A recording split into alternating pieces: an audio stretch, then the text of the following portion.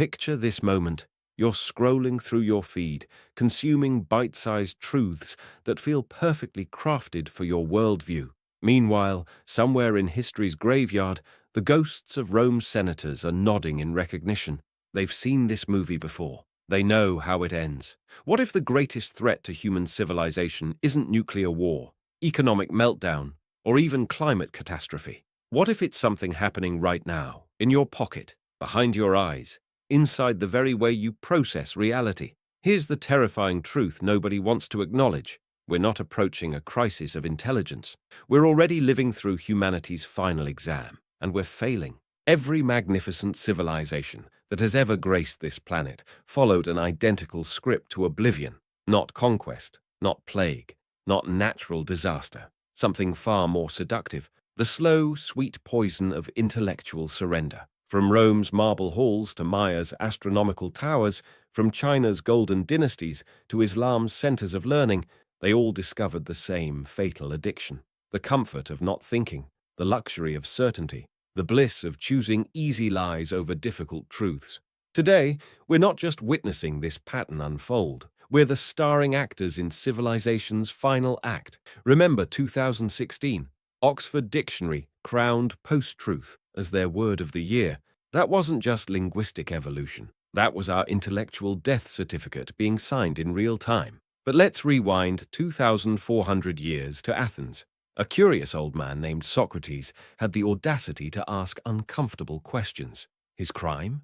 Making people think. His punishment?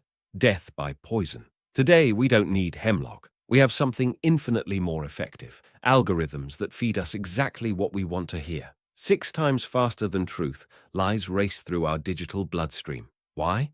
Because fiction feels better than fact. Because confirmation tastes sweeter than challenge. The moment we stopped questioning our own beliefs, we started dying as a thinking species. When did you last change your mind about something that mattered? If you're struggling to remember, the infection has already begun. Here's where the story gets personal and uncomfortable. Because while Socrates faced execution for his questions, we've created something far more sinister.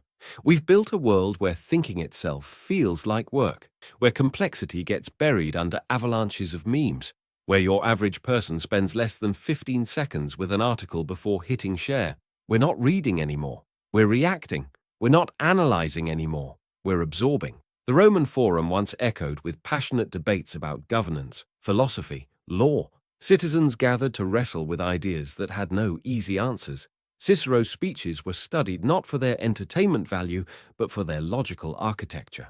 Today, when did you last see a nuanced policy discussion trending? When did complexity ever go viral? We've traded the forum for the feed, discourse for dopamine, wisdom for whatever confirms what we already believed before breakfast. But here's the twist that should make your blood run cold. This isn't happening to us. This is us happening to ourselves. The Maya didn't wake up one morning and decide to destroy their civilization. They made a million small choices that felt reasonable in the moment. Sound familiar?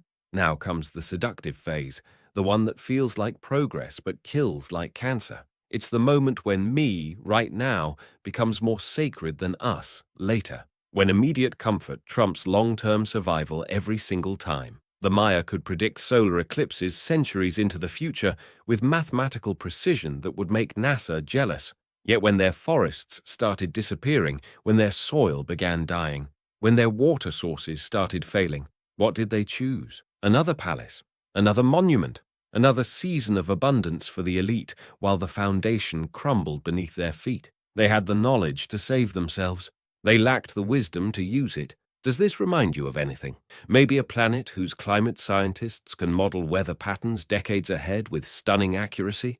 Maybe a species that knows exactly what's coming but can't seem to act beyond the next quarterly report, the next election cycle, the next Instagram story. Here's a question that cuts deeper than you might expect. If you knew with absolute certainty that your choices today would determine whether your grandchildren inherit a livable world, would anything change about how you live? And if your answer is yes, then why hasn't it changed already? Because that's not a hypothetical, that's Tuesday. We've become experts at stealing from our future selves to pay for today's pleasures. Brain scans reveal something haunting. We literally perceive our older selves as strangers. It's easier to scroll TikTok than save for retirement because the person who'll need that money doesn't feel real to us yet. This isn't stupidity. This is human psychology working exactly as designed. In a world that punishes long-term thinking at every turn, Wall Street executives knew subprime mortgages were toxic waste, but the short-term profits were intoxicating. The Maya elite knew their cities were unsustainable, but the immediate luxury was irresistible. We know our consumption patterns are destroying the planet, but the convenience feels necessary. The pattern isn't breaking, it's accelerating. And now we reach the final stage, the one that transforms confusion into catastrophe. It's not just that we ignore expertise anymore, we actively hunt it down and destroy it. Carl Sagan saw this coming in 1995, before social media existed, before echo chambers became our preferred reality. He warned that we were building a civilization dependent on science and technology while ensuring almost nobody understood science and technology. That's not ignorance. That's intellectual suicide with extra steps.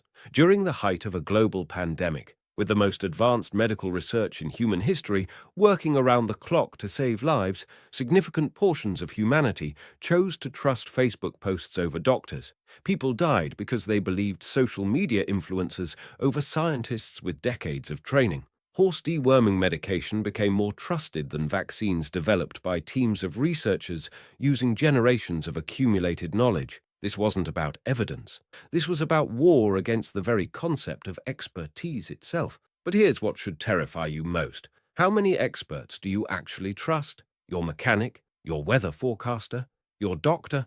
Now ask yourself why you trust them, but not climate scientists. What's really the difference? Is it the evidence, or is it whether their expertise threatens beliefs you're not ready to examine? The Ming dynasty of China once ruled the most advanced maritime civilization on Earth. Their treasure fleets reached Africa before Europeans knew continents existed beyond their borders. Chinese technology was centuries ahead of everyone else. Then, new emperors decided foreign knowledge was dangerous. International expertise became suspicious. Innovation became threatening. Within generations, European powers with inferior technology had surpassed them entirely. The Ming didn't fall to superior enemies. They fell to intellectual isolation. They chose ignorance and called it purity. Sound familiar? But here's where the story could change direction. Because some civilizations do break the cycle. Some societies find their way back from the brink. The Renaissance didn't happen by accident. Medieval Europe had fallen into its own version of intellectual darkness. Knowledge was hoarded, questions were dangerous, most people lived in ignorance. What changed wasn't a single leader or discovery. It was a cultural shift that placed new value on learning, questioning, intellectual achievement. The printing press democratized knowledge while maintaining respect for genuine expertise. Universities became institutions that rewarded depth over popularity. Patronage systems supported long-term thinking over immediate political gains. South Korea transformed from one of the world's poorest countries to a technological powerhouse in a single generation. How?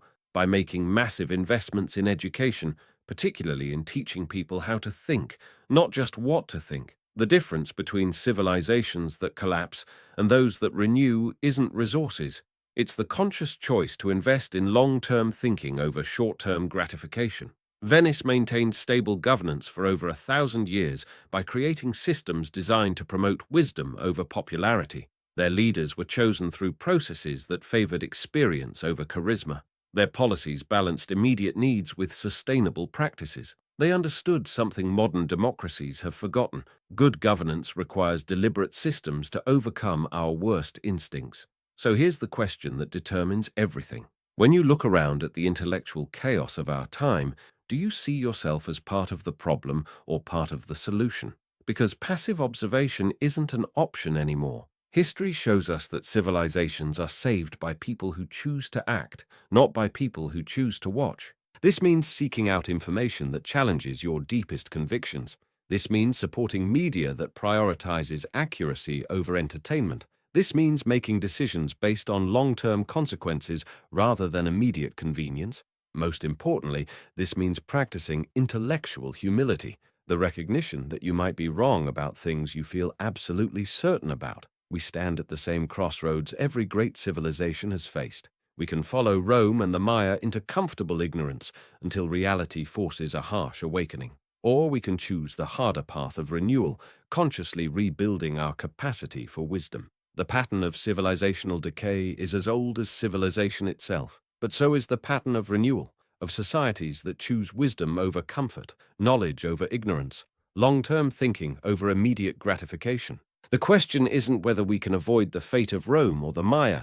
The question is whether we will choose to, whether we'll be remembered as the generation that broke the cycle or completed it. So here's the most important question you'll face today. Knowing what you know now about how civilizations die, what are you personally going to do differently tomorrow? Not what should others do. What will you do?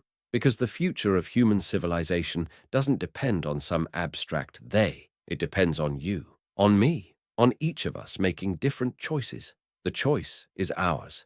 The time is now, and the stakes couldn't be higher. Every great renewal in history started with individuals who refused to accept that decline was inevitable, people who chose the harder path of questions over the easier path of certainties, people who understood that the future isn't something that happens to us, it's something we create, one choice at a time. The conversation about tomorrow starts today, and it starts with you.